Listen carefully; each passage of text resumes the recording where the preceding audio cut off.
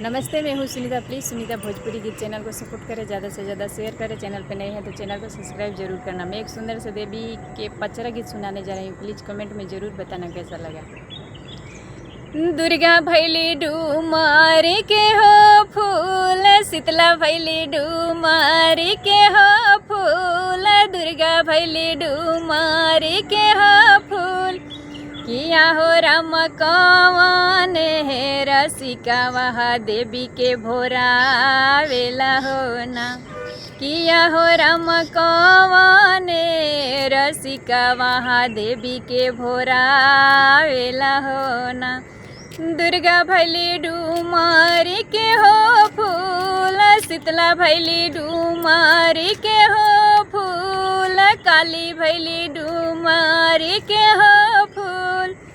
किया हो राम बजा जावा रसिका वहा देवी के भोरा वेला हो ना।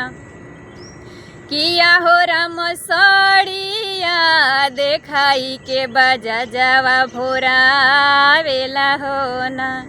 हरे दुर्गा भैली डूमारी के हो फूल, शीतला भैली डूमारी के हो फूल, काली भैली डूमारी के हो फूल।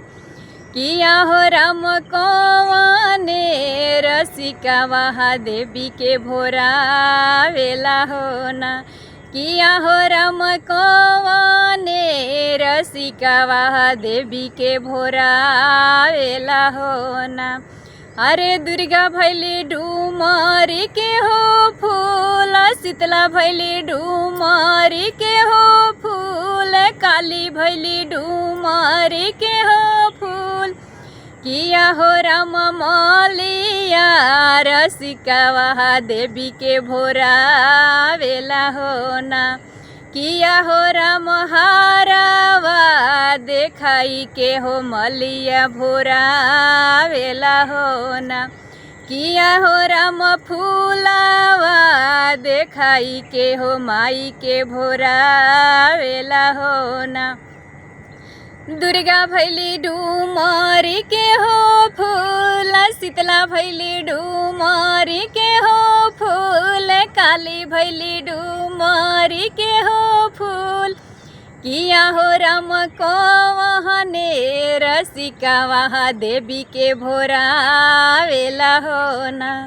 किया हो राम कवने रसिका वहा देवी के भोरा वेला हो ना।